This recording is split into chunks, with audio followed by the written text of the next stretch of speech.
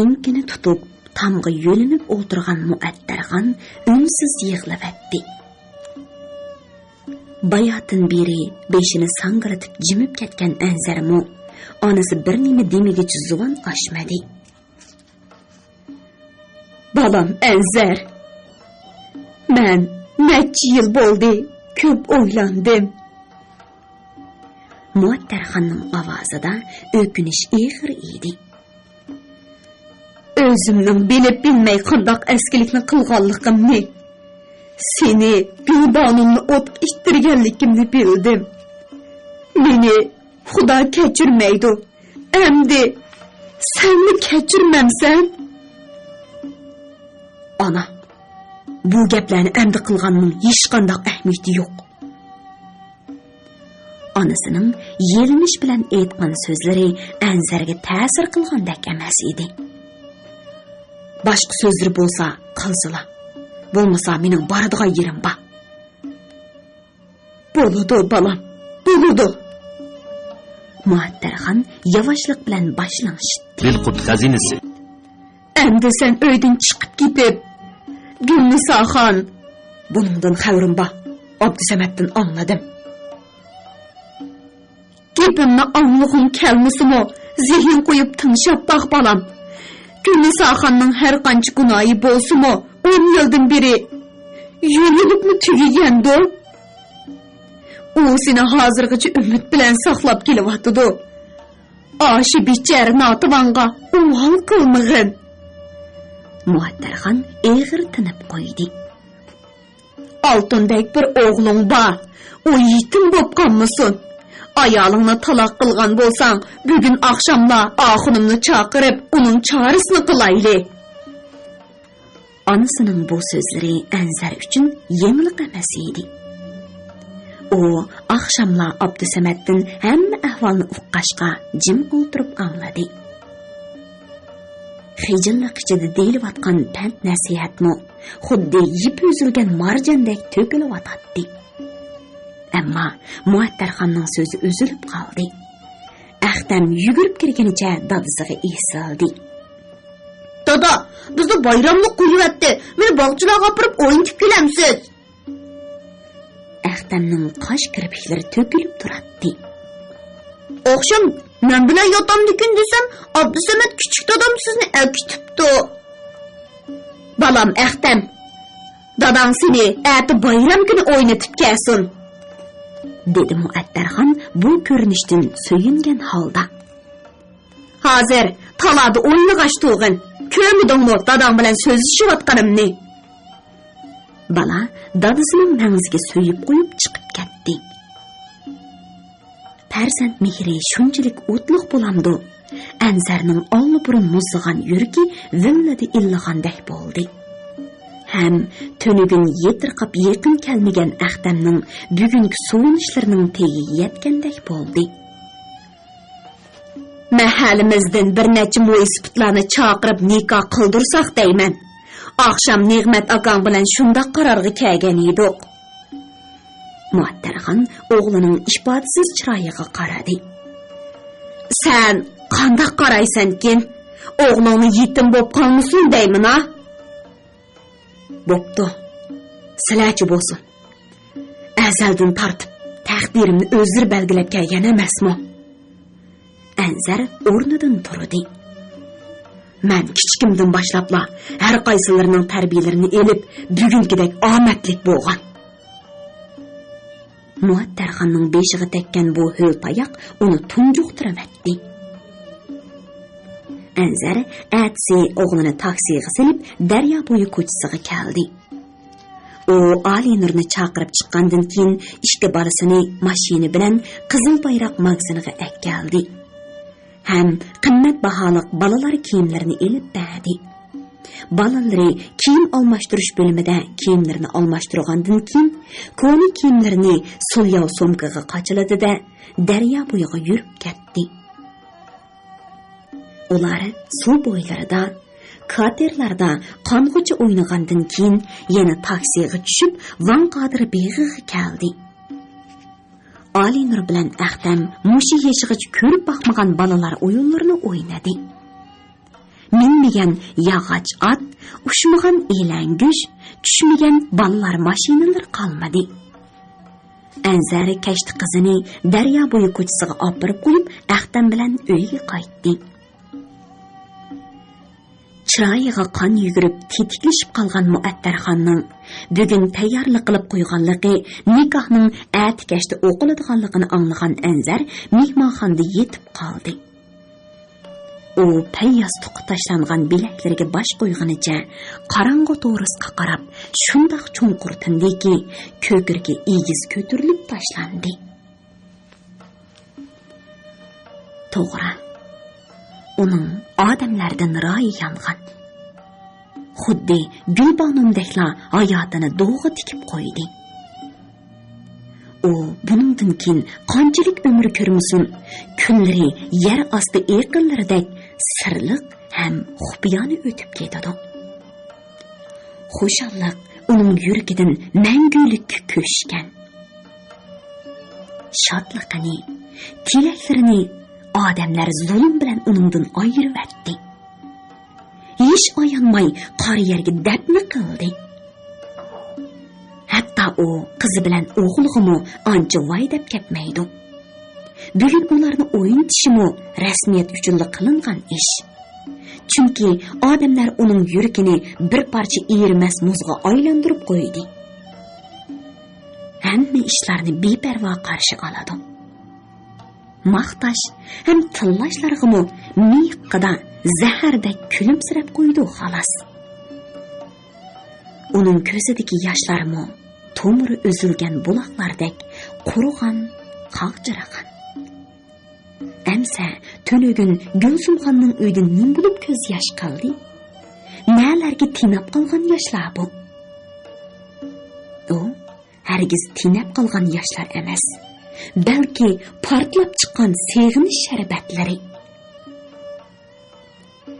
Gulsumxonning uyidan unutolmagan yorning tiniqlari dimoqlarga urilib, chanqigan dillarga malham bo'ldi.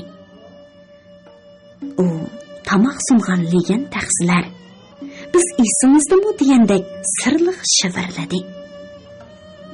Chivar qizning izlari ko'zlariga ko'rindi. Pa, opangning o'zili bo'libsan deganida miskin yuragini o'zi bilan billa akatgan bag'irtash ko'z yoshlari ayon bo'ldi. Murodiga muyassar bo'lgan Asqar bilan Sabohatni ko'rganida, "Ah Xudo, meni nimancha sho'rliq yaratgansan" deb o'pkisi o'rildi. Shundoq ko'ngil rejillari tunji baqsurgan yar ho'ylisida yig'lamay, nadi yig'lasin. Bu yig'i emas, balki shirin asmlar qaror topgan judolik shirnallari. Mani ko'rib turibsizlar. Anzar burunqi Anzar emas. Uning xushalliqi, muhabbati, baxti, xotoni, oshnasi pul. Pul bilan ko'nglini ovundiradi, taskin topadi. Har qitim ko'p pul topganida bir sevgiga erishgandek, vafodor xotinining shafoatiga noil bo'lgandek xushal bo'ladi-yu, fursat o'tmay hammadan zerikadi. Shuningga qaraganda pul tepish bir ermak. Bu ermakning hayojini, hiyli-mekeri, jiddiychiligi, iztirobga sevishlari uning buruqtirmoqqa, o'shmanlik to'lgan yuragini birdamlik bo'lsin bazlaydi, unutildiradi. Gulsahni qayta nikohlab qo'yish ishida unchagina yelinib yolvurish ketmaydi. Biroq onasi bilan Abdusamad bakmi javob ketdi. Hozir Anzar hammaga ko'nik. Burunmi shundoq ko'nik edi. Shu mijozi bilan nurg'un esil narsalardan ayrilib qoldi. Amdiki ziyon har qancha bo'lsa-mu, burun qisi oldida yamoqchi bo'lolmas. Anzar so'g'uq nikohdan keyin 3 kungacha bozor oraladi. U Guangzhou, Beyjinglarda tijorat qilgan chaqlarda anglagan xabarlardan G'uljida nemish qilsa manfaat bo'ladiganligini o'ylab yetgan edi. Şuna bu qitim cho'ng bir ishni tutish ko'yda to'liq tayyorlik bilan keldi. Bozorlardan egilgan uchurlarga qaraganda o'z planining unum beradiganligiga ishondi. Bozor egiligi erkin raqobatga qadam olgandan beri g'o'ljiga taraf-tarafdan kelayotgan savdogarlar, ushshaq tijoratchilar, kasb hunarvanlar, elib satar hayonkashlar intayin ko'paydi. Ular cho'ng mehmonxonalarda yetish uchun ba'zilarining qurbi yetmaydi. Ba'zilari qimmat ko'rib yotmaydi. Uy ijaraga elib o'ltirganida qo'ro egasi ularning kechalarida darvoza qiqishidan, mol olg'ili kelganlarning kech-kunduz orom bermasligidan bezori bo'lishadi. Shundaqla akelgan gilam, xommal, quruq yal yemish, gazmol, dori-darmaq qatorliq mollarni qo'yishga ombar qiyinchilik tortadi. Hatto ishkirdan kelgan xanzu lavballar, so'g'uq, salqin, nam, yer osti ombarlarini topolmay, necha yuzlagan yashik apelsin, banan, ananaslarni sesitayotgan edi. Ba'zilari peshayvon lapaslarini, taskay uylarni ijaraga elib, mollarni besib qo'yishadi. Biroq o'zlari o'g'ri yolg'ondan ansirab talada yetishadi. Şuna Anzar yer osti bo'limchilari bo'lgan 3 qavatlik mehmonxona solmoqchi bo'ldi. Anzar bozor orlig'ining 5-kuni muvofiq o'rin izlab bir kun lag'aylab yurdi. U natijada Xanzu bozorining oyig'i Davlatbog' mahallasiga ketadigan do'qmishlik qo'roni sotadiganligidan xabar topdi. Qo'ro cho'ng bo'lsa-mu, lekin uylari 60-70 yillar ilgari selingan bo'lg'ashqa to'lim vayrona edi. Anzarning xaridor bo'lib kelganligini uqqan qo'ro joy dallallari choy puli elish uchun yang savdosini boshlavatdi. Bu asnoda yondagi chaqqong'ina qo'roning egisi-mu joyini sotadiganligini aytdi. Bu Anzar salmoqchi bo'lib planlagan qurilishga intayin foydali edi. İki joy savdosidan xeyli choy puli tegadiganligidan xushal bo'lishgan dallallar xeyli ko'p tirishchanlik ko'rsatgan bo'lsa-mu, Anzar cho'ng qo'rodan 20 ming, kichik qo'rodan 10 ming tushirib berishni ching turib oldi. Oxiri qaytmoqchi bo'lib edi, ular ati yana kelishni o'tindi. Anzar savdoda geriklik qilmay eliyitay deb o'yladi. Biroq bundaq aplik joyga munosabatlik o'rinlarning qurilish silishga ruxsat qilmasligini yoki shahar qurilish planida bor yo'qligini bilmay turib, bu ikki qo'ru joyni elib qo'yganda keyincha bir taraf qilmoq oson emas edi. Hatto ziniga setishga to'g'ri keladi. Shuna u sahar turib yer boshqarish idorasi, shahar qurilish idoralariga berib ahvol o'qishdi. Ular shu kunila odam ajirtib, ikki qo'ru joyni ko'rgili keldi. Kelgan kadrlar shahar qurilish idorasida o'tashga tegishli rasmiyatlarni bajarib bo'lib, qurilish solsangiz qonunliq bo'ladi deb bekitib berishdi. Bir kun kechgacha paloqlab charchab ketgan Anzar shu kuni kashdila inisining uyiga bordi. Akisining planining tegiga yetgan Abdusamad uni boshlab onasining uyiga akeldida Nig'matga maslahat soldi.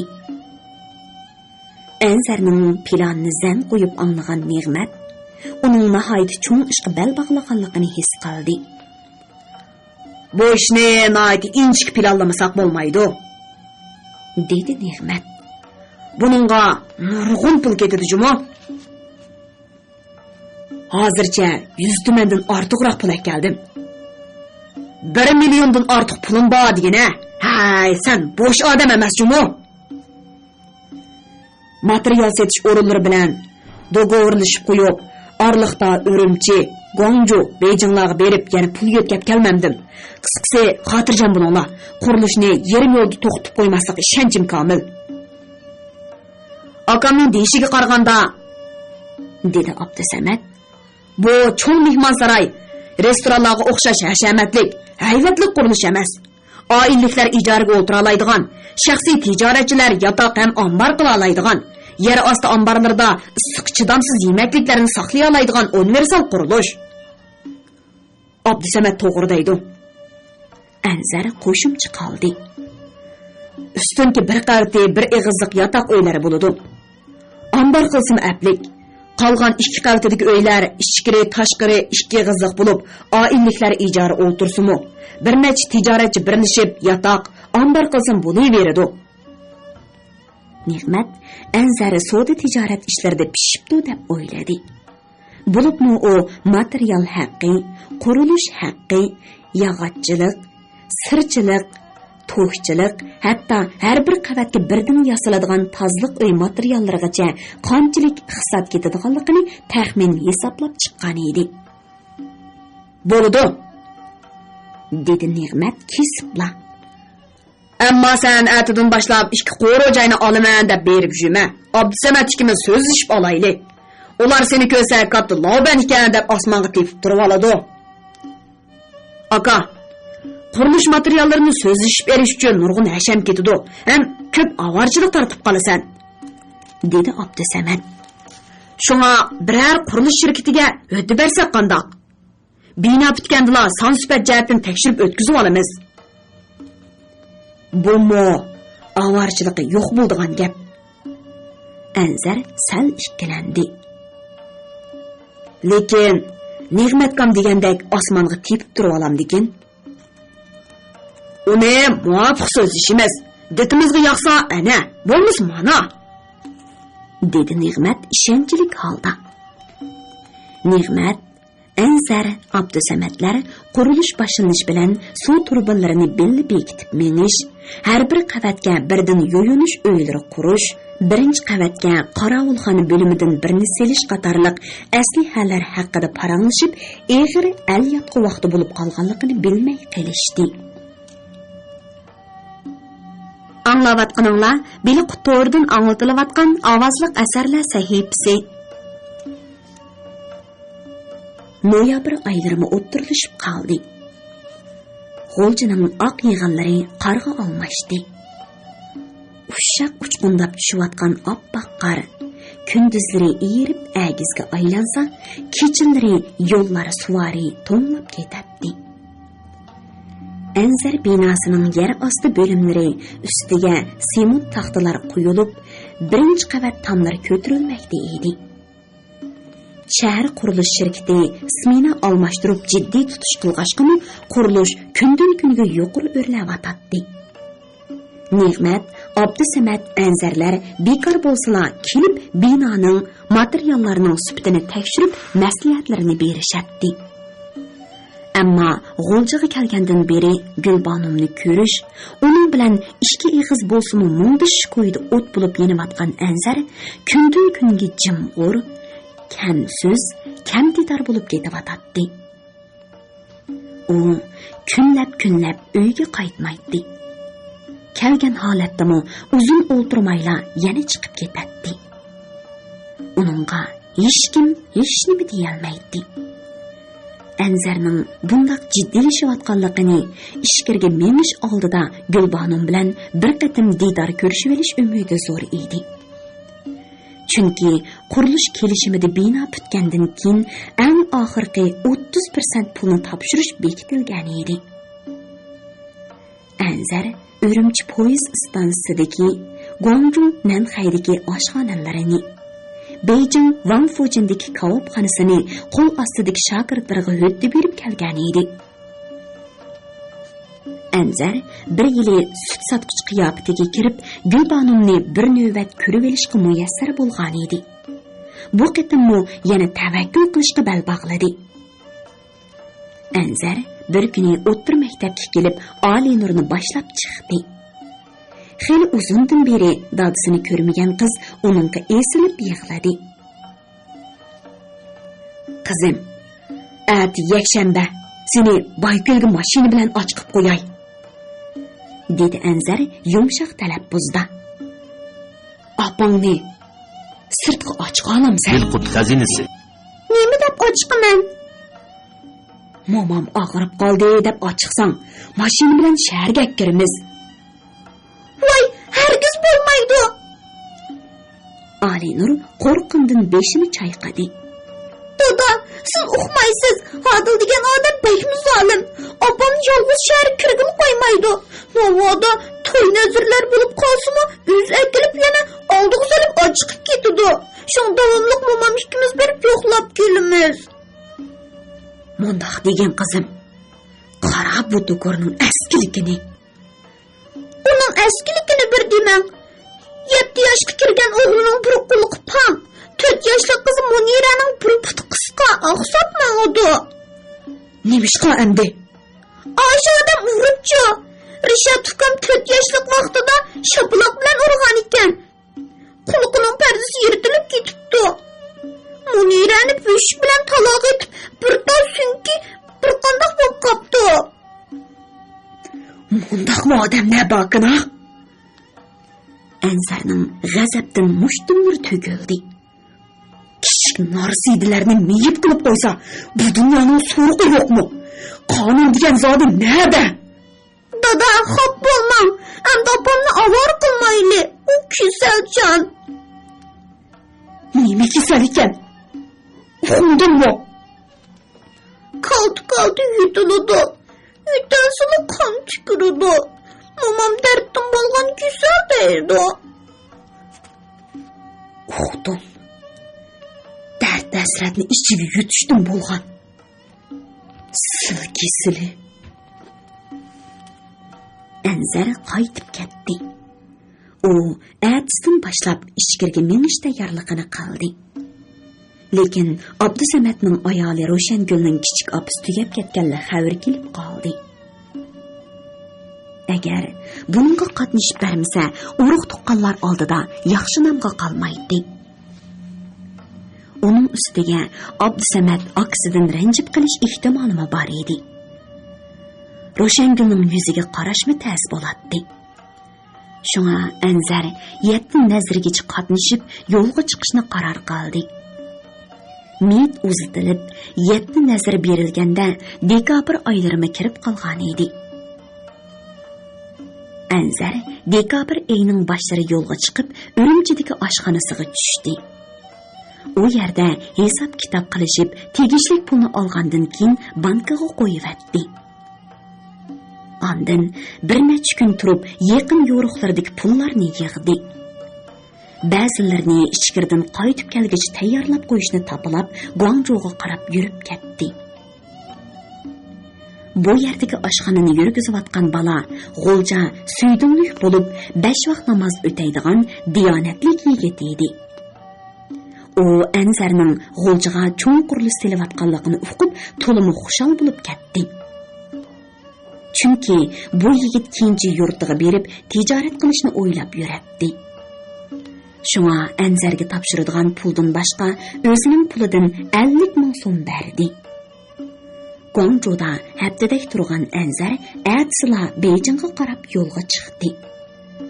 Wang Fujindagi kavobchi bolalar xo'jayinni ko'rib qavatli xush bo'lib ketdi. Ziyofatlarni uyushtirib mehmon qilishdi. Anzarning kelganini anglagan Genjakudagi tijoratchi bolalar, savdogar hojimlar uni orqa-orqadan chaqirib kutib oldi. G'o'ljidan chiqqandan beri Urumchi, yo'l safari, Guangzhou, Beyjinglarda bo'lib, birdamdala bir oydan ortiq o'tib ketdi. Biroq Beyjingdagi ba'zi og'aynilardan elishga tegishli qarz pullarni to'liq yig'ib bo'lolmagan edi. Bir kuni Genjakuda imom Dangal deydigan boygunlik tijoratchi bola uchrab qoldi. U sahrolik bo'lg'achqimi, al og'aynilari Dangal laqam bilan chaqchaq qilishadi. Ular qizg'in salomlashib, bir necha yig'iz yasmi tillashdi.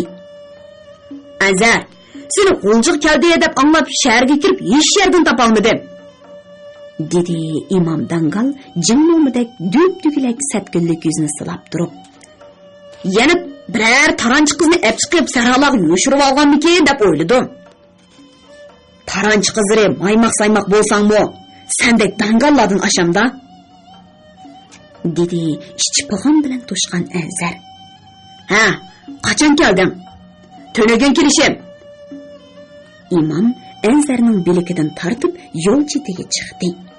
Qara Anzar, Gulbanımning kesili ig'ir jumut. Bugun ati degandekli bo'lib qoldi. Nima? Anzar cho'chib qaradi. Sen qandoq bilasan? Hadil piyanchik araqkash og'inlardan bosib, telash, hozat qatorliq og'inlarni chaqirib uyda o'tirish qilgan. Nima chaqirdi? Sen bilasan, men araq ichmayman. Qarsam hammasi mas bo'lib, sen to'xta, men aypaga tushib ketdi.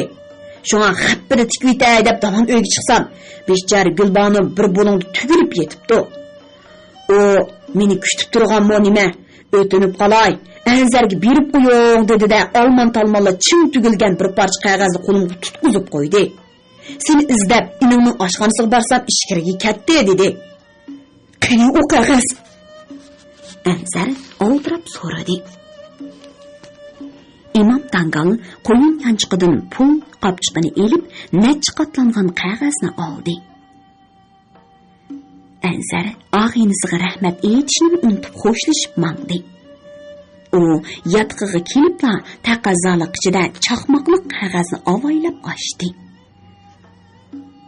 Onalar adovatining qurboni bo'lgan Gulbonim qayrindosh bilan munu hasratlik bo'lganlarini qoldirgan edi. Anzar Azroil mendek bir betalay ayolning holiga yetganmi nima? Bu xatni yozishga muvaffaq bo'ldim. Xat deganni yerim didor deyishadi ekan. Shunga ketar chig'imda ko'nglimdagi gaplarimni davolsam, siz bilan g'oyibona so'zlashgandek taskinlik topadi ekanman. Gerçi aşu nurani yüzlerinizni ko'rolmasammi? Yumshoq so'zlaringizni anglayolmasammi? Har holda kesal chaqqan zaif tenim shifolik topgandek yeniklab qoladi ekanman. Turibli o'ylab qolaman. Safarga chiqish oldida sizni birlik etib ko'rib olsam, aşu vafodor ko'zlaringizga qiyib olsam, mehr muhabbat nurlari chaqnagan chehramizni ko'ngil beg'imga ko'chirib olsam, haroratli qo'llaringizni tutib olsam, bu dunyodan armonsiz ko'z yumgan bo'lardi. Xuddi jannat gullarini yetlagandek omonatni xotirjam egasiga topshirgan bo'lardi. Ham lahat ichida yuragim butun, ko'nglim to'q, yuzim nurona, lavlarimda kulga, chehramda aminlik bilan putlarimni uzun so'zib yotgan bo'lar edim. Afsus, ming afsus. Mumkinmi buningga oxir? Anzar, bu bevafo dunyo kimlardan qolmagan? Kimlar tashlab ketmagan? Desamla umid chiroqlarim qorong'u ko'nglimni yo'rtib o'tadi. Nimishqa deb so'ramaysiz-ku? Ha, shundoq. Bir kunlar kelib Anzar qishimga qaytib keladi. Uning bilan tangla mashargacha belli bo'laman. Hayotligimda deyilmagan gaplarimni deyman. Bu yerda uch adovatlar yo'q. Bizni zulm bilan ayirib etadigan odamlarmi yo'q. Faqat sukut bilan mo'dishadigan mehribon arvohlar bor deganda xiyollar ko'nglimni shodlikqa to'ldiradi. Shundoq men ishki ona yolg'izlarcha barbod qilgan, pahmidim topolmagan baxtimni, shodligimni boshqa dunyodan izlamoqchiman. Anzar, meni kechiramsiz. Ammo shuni esimizdan chiqarmoq.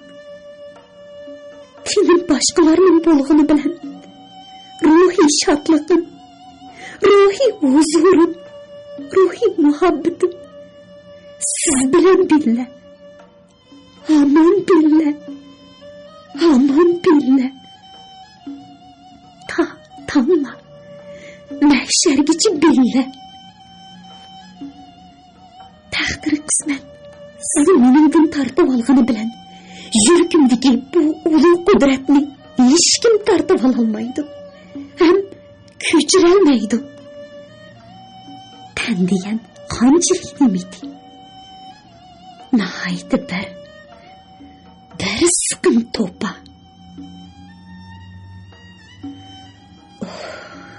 Kechiring Anzar.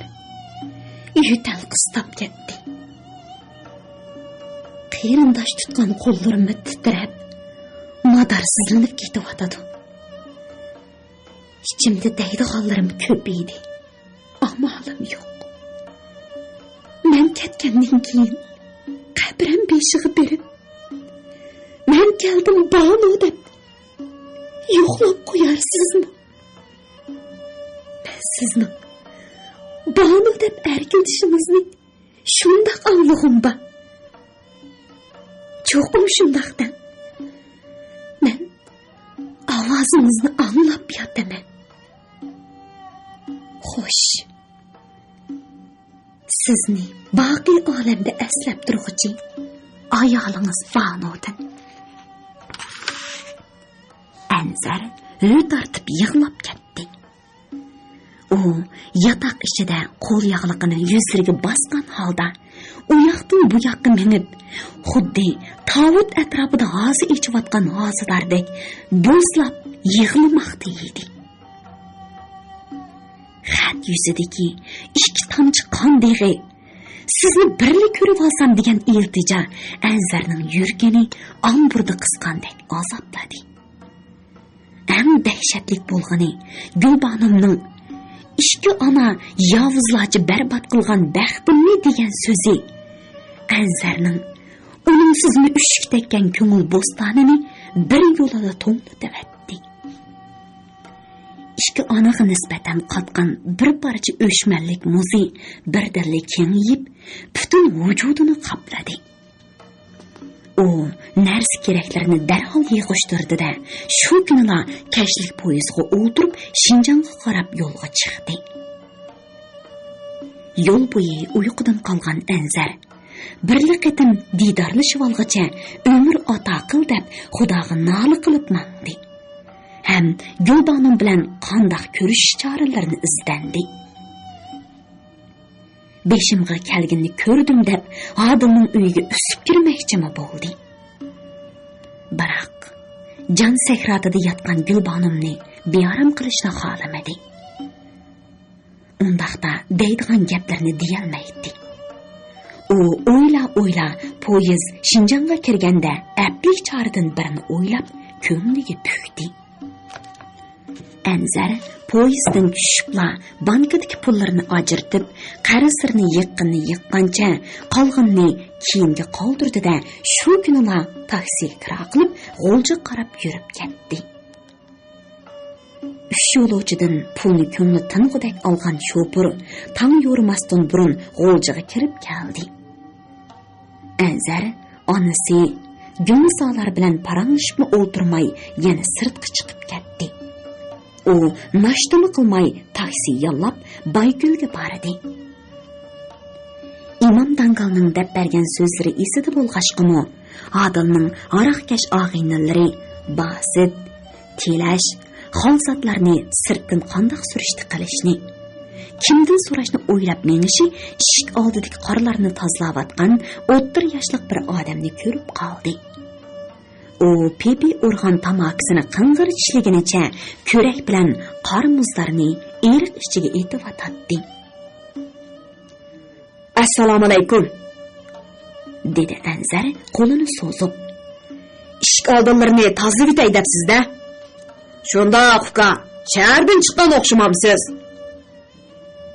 Anzar uningga bir tal tamak sunmidi, uning chiroyi birdinla echilib ketdi. Pahoy, kadr tamakisi chekirgansiz jumon.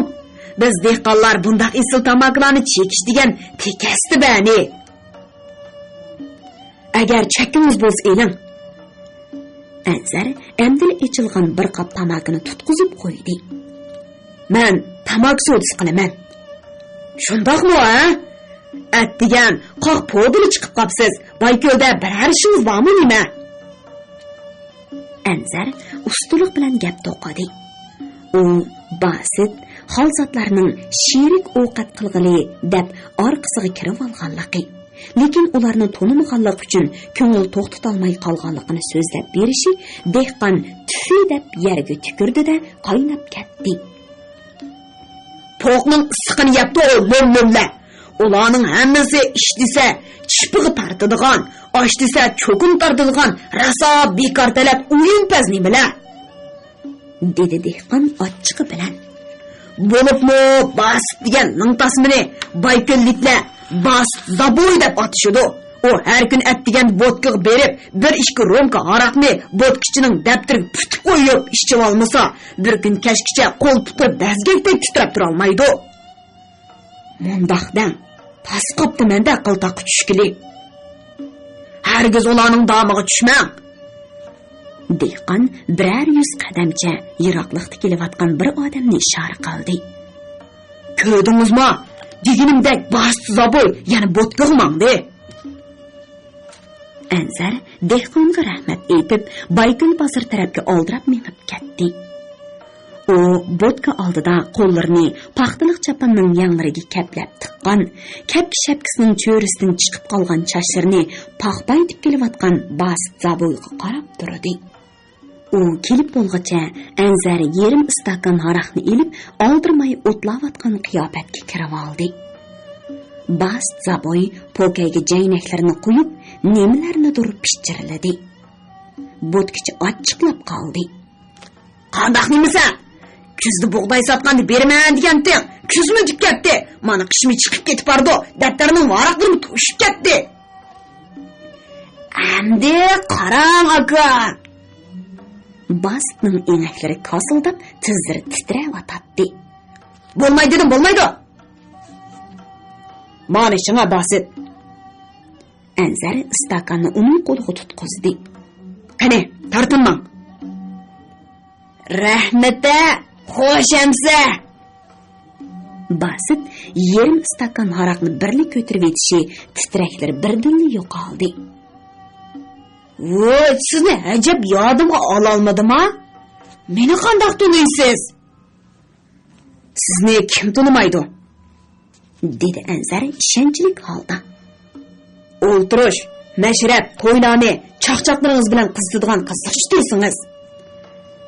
Balli, mondaqdan-a? Qaltisgansiz jumon.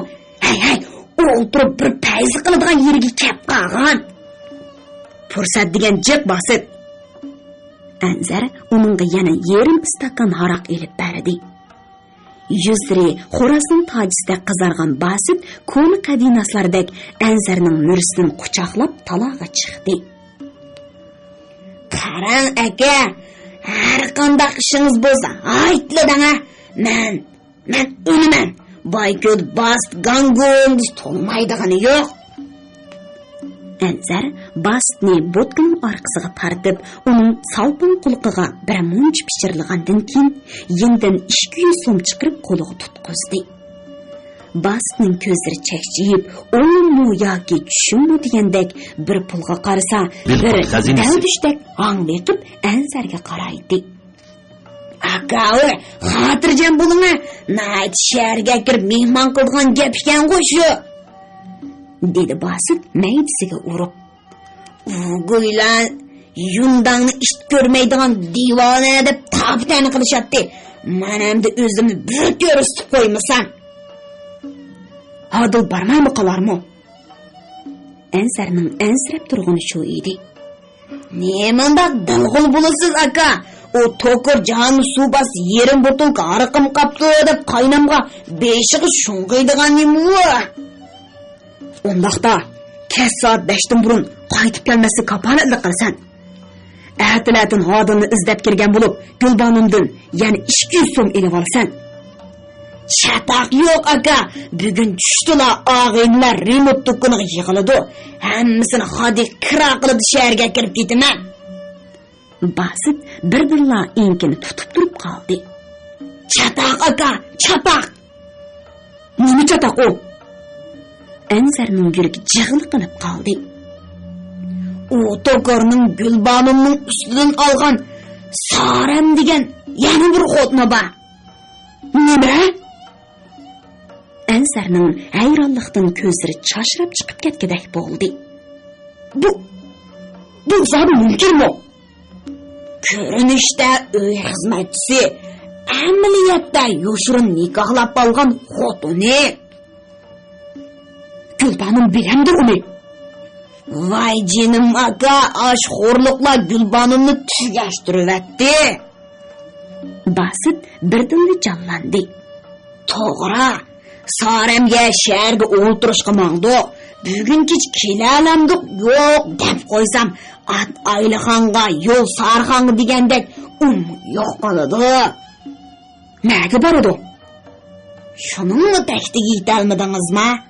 Bu bir-birimizni aldab o'tadigan jon ekan-da. Basit hayyorlik bilan ko'zini qisdi. O xotinga bundaq atlik fursatning o'zi tepilg'isiz g'animat. Shuni uni haq bekorga Saram shapoq demaganda. Bugungi ziyofat qong'uch haraq ichish, bekordan kelgan 400 so'm puldan 5 osmonga taqoshqidek bo'lgan Basit paydek uchib ketib qoldi. Attigandan beri nashta qilmagan Anzar to'rtko'cha do'qmishidagi oshxonaga kirib tamoq yedi. Aldirmay çay ishkash darizdan qarab o'ltirdi. Basit Zaboy Adilning qo'rosidan oldirab chiqqancha remontxona tarafga yurib ketdi.